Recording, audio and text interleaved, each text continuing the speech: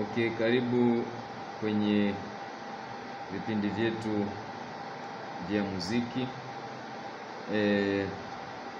Tupo kwenye mwendelezo wa hizi major key, namna ya kuweza kusoma zile noti kwenye music sheet kama ufunguo hii umeandikwa, lakini zaidi sana hii inatupa pia hata kuona mahusiano kwa uchache, walau kwa uchache wa hizi funguo, kati ya funguo moja, major fulani na major nyingine.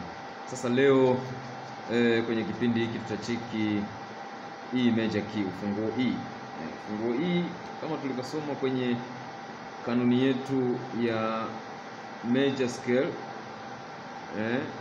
kanuni yetu ya major scale ambayo ni hiyo hapo, whole step, na hapa ni half. Utaona ndio maana tukawe kuzipata hizo. Kwa hiyo ukiona pale E, unaona pale kwenye key hii unapoanzia ndio inapoanza ile do, utagundua kuna noti hapo imeachwa, imerukwa pale katikati ambayo ni F. Kwa hiyo ni E, hapa in between, it means kulikuwa na F. Kwa hiyo hapa hadi hapa ni nusu step, na hapa hadi hapa ni nusu, ndio ukaja kwenye F sharp, hali kadhalika na kuendelea huku. Kwa hiyo tukaipata hii major scale ya E. Lakini ili tuweze kuona music sheet na ukagundua, kwa sababu unaweza usiandikiwe kama hii ni E major. Sasa utajuaje kama huu ni ufunguo E? Basi tunaanza, tumeona hii major scale yetu ya ufunguo E, lakini kuna kitu kimoja cha msingi ambacho ni muhimu kuanza nacho hapa, juu ya mahusiano ya hizi funguo, na kwa kawaida huyu unapomwona hii major hapa, funguo ambayo inakuwa na mahusiano naye ya karibu ni ile noti ya 4. Kwenye noti yake ya 4, funguo ambayo utamwona pale, utamwona A. Kwa hiyo moja kwa moja hii ana mahusiano na A, wana mahusiano na ufunguo A, wana mahusiano ya karibu kabisa na ufunguo A, ndipo utakuja kuona hapa A major, huyu A major ana mahusiano ya karibu kabisa na ufunguo E, ana mahusiano kabisa ya karibu na ufunguo E, wana mahusiano ya karibu kabisa. Hapa utaona kwamba huyu A, na ukija ukimweka E hapa, huyu ni A major, ukija ukimweka E major,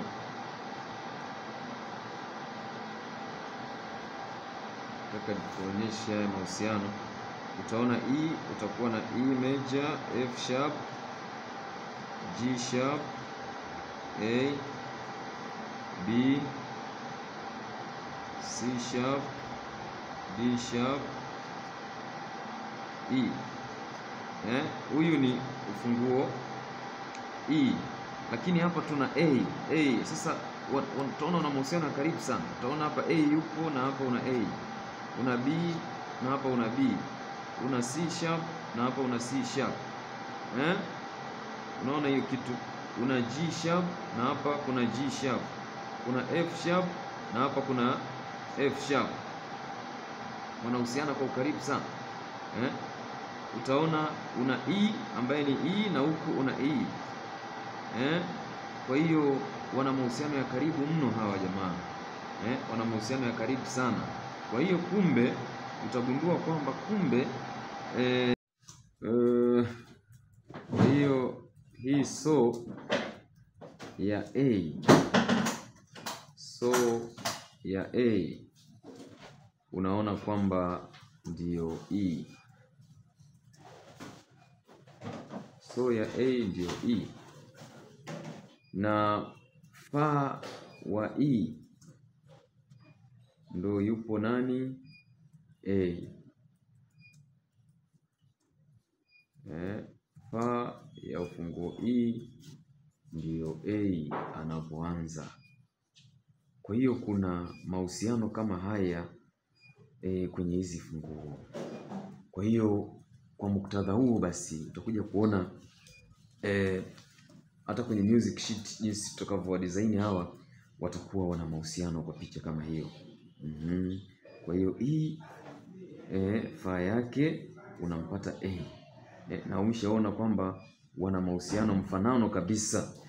Wana mahusiano yale yanayofanana kabisa kwamba F sharp na huku yupo G sharp na hapa yupo C sharp alikadhalika. Kwa hiyo wana relation ya karibu sana. Kwa hiyo baada ya kuona mahusiano haya sasa moja kwa moja tukaone hiyo jinsi gani tunaweza tukapata hiyo scale kwenye written huku kwenye music sheet.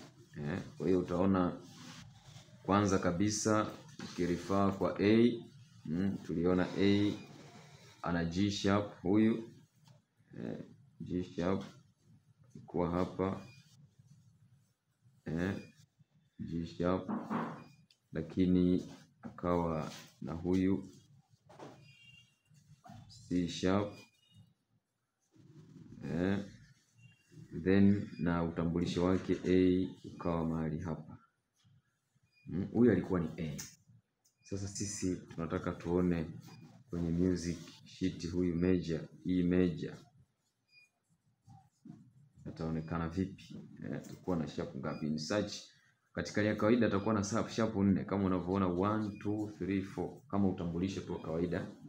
Lakini baada ya kuwa hapa tumeona kwamba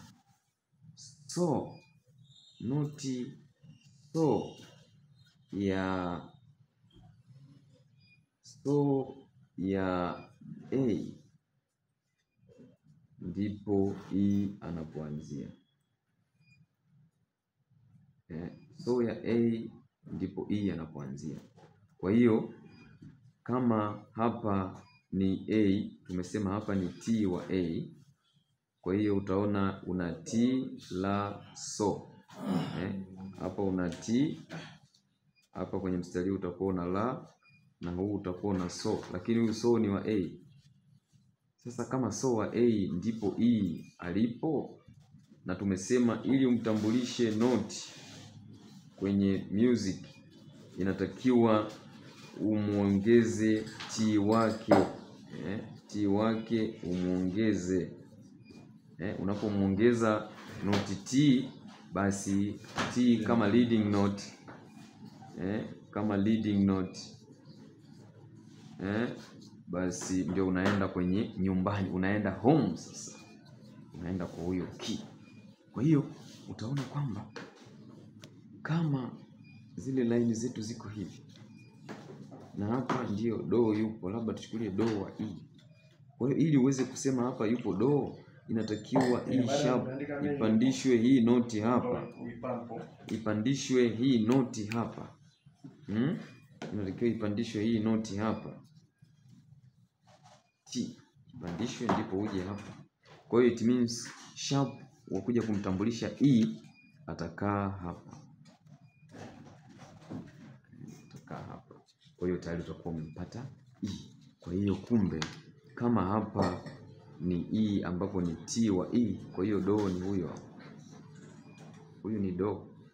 Kwa hiyo hapa ni T, huyu ni la, huyu ni so, huyu ni fa wa E, huyu ni mi wa E, huyu ni re wa E, na huyu ni do. Kwa hiyo zile huyu kumbe utapata E, F sharp, G sharp, A yuko pale, B yuko pale, C sharp, D sharp, then utafika nyumbani home, utapata E major ataonekana hapo.